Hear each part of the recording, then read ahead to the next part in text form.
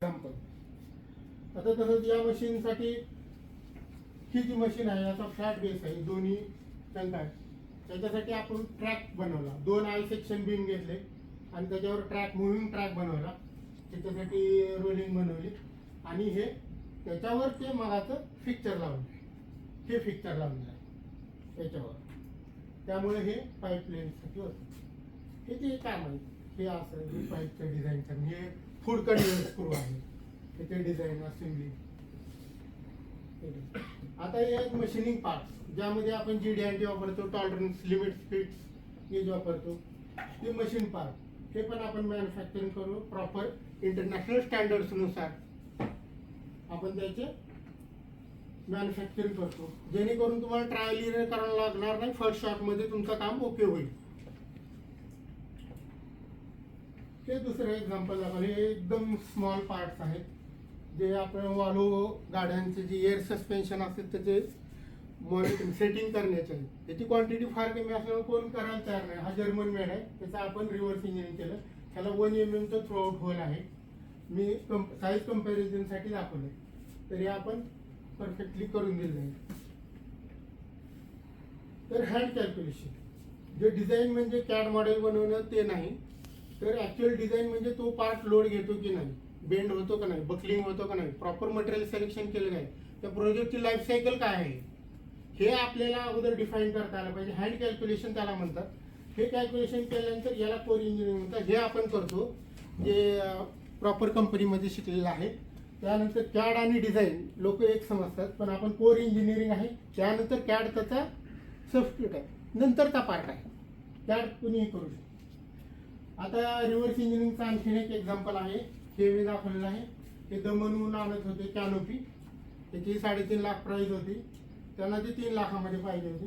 आपण याचं त्याच्यामध्ये तोडून त्याच्यावर तोडून सर्व डायमेन्शन घेतले. ड्रॉइंग दिलं नाही सप्लायरनी, त्याचं कॅड बनवलं मॉडेल, सेक्शन हा दाखवलेला आहे आणि रिव्हर्स इंजिनिअरिंग केलं.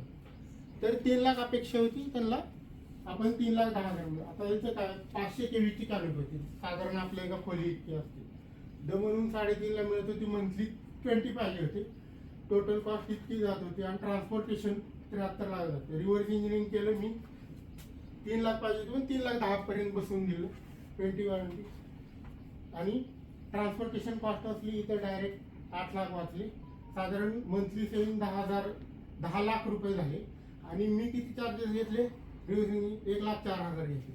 त्यामुळे त्यांचे मंथली 4,000 वाढले, म्हणजे इतके कॉस्ट वाढलेली आहे. हे इफेक्टिव्ह सोल्युशन आहे. ते बऱ्याच वर्षापासून ट्राय करत होते, त्याला काय झालं. आता ही कॅनोपी फॅब्रिकेशन ही आम्ही डिझाईन केली. फॅब्रिकेशन कॅनोपी ॲक्च्युअल फॅब्रिकेशन करून घेतो, आमच्याकडे मॅन्युफॅक्चरिंग फॅसिलिटी नाही, तर हे करून घेतो. तिथले फोटो आहेत. आता जसं की सीझर लिफ्ट, हे सीझर लिफ्ट आपल्या पेपर इंडस्ट्रीमध्ये वगैरे लागतं, मटेरियल लोडिंग अनलोडिंग, त्याचे पण कॅल्क्युलेशन वगैरे आहे. अगोदर डिझाईन केलं मॅन्युफॅक्चरिंग. 1 वर्षानंतर कसा परफॉर्मन्स आहे तो केला. लोक सेल करून जातात.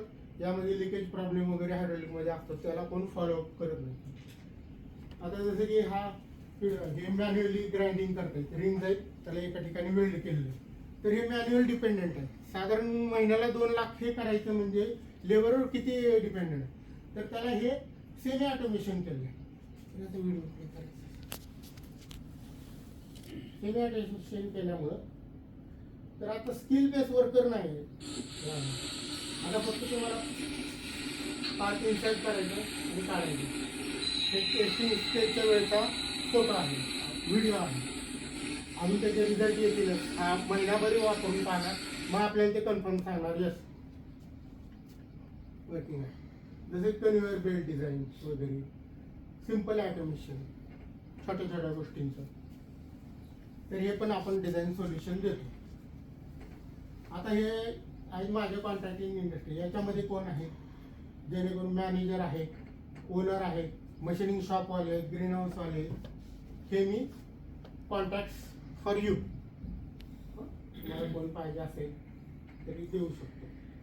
तर काय माय स्पेसिफिक असं काय, जेव्हा तुम्ही एखाद्याला भेटाल तेव्हा विचारा तुमच्याकडे डिझाईन डिपार्टमेंट आहे का. जर कंपनीज नाही डिपार्टमेंट तर ते काय पूर्णपणे वेंडरवर अवलंबून आहे, तर तिथं मला तुम्ही अप्रोच करू शकता. तुम्हाला डिझाईन जी ॲक्टिव्हिटी आहे ती. समजा काही कंपन्या काही बेसिक डिझाईन डिपार्टमेंट आहे, म्हणजे ते काय त्यांच्याकडे ट्रेनिंग इंजिनियर वगैरे असतात, त्या AutoCAD सॉलिडवर्क्सवर 2D 3D ड्रॉइंग करतात. येस, काय स्ट्रेस कॅल्क्युलेशन लिमिट स्पेस काय नसतं, तिथं तुम्ही रेफर करू शकता. किंवा OEM कंपनी ज्यांच्याकडे डिझाईन डिपार्टमेंट प्रॉपरली आहे, मग तिथे मला कनेक्ट कसं करू शकता, कारण त्यांच्याकडं नवीन कन्सेप्ट डेव्हलप करायचे, न्यू प्रोटोटाईप बनवायचे, त्यांच्याकडे इतका वेळ असतो, ते बाहेर आउटसोर्स करतात. किंवा बेंच मार्किंग आहे, कॉम्प्युटर, तुमची एक मशीन आहे कॉम्प्युटरची मशीन, त्याची तुलना करायची असते पूर्ण इंजिन परफॉर्मन्सपासून त्याचा वर्किंग परफॉर्मन्स, ते बेंच मार्किंग करतं. पुन्हा रिव्हर्स इंजिनिअरिंग करायचं आहे पार्टची, हां. किंवा त्यांच्याकडे 6 महिने प्रोजेक्ट आहे, तितक्यापुरतंच इंजिनियर पाहिजे डिझायनर, तिथे आपण आउटसोर्स करतो. ठीक आहे. तर मॅन्युफॅक्चरिंग कंपनीज कुठल्या ज्यांना मॅनपॉवर रिड्यूस करायचं आहे, प्रोसेस ऑटोमेशन करायचं आहे, मटेरियल हँडलिंग ऑटोमेशन करायचं आहे, सेमी ऑटोमेशन करायचं आहे, आणि प्रोडक्शन कॉस्ट करायचं. तर तुम्ही माझ्याबद्दल काय सांगाल? My friend and member Prashant Kavthekar, ज्यांना 17 वर्ष वर्किंग एक्सपिरियन्स आहे MNC like JCB, Tata Johnson, Bombardier. Now one design consulting help you in reduction manufacturing cost, reduction in development and design cost. हे तुम्हाला डिझाईन डिपार्टमेंट कॅरी करण्याची गरज नाही, तुम्ही आम्हाला कॉन्टॅक्ट करू शकता. आम्ही वीकली एक वेळ व्हिजिट करून तुमचे सर्व काम करून देऊ. Reduce manpower cost and automation, reducing prototype making and testing, हे सर्वात कॉम्प्लिकेटेड पार्ट आहे. ट्रायल अँड एरर बरंच वेळा करावं, त्यात आम्ही एक्सपर्टाईज असं आम्ही समजतो.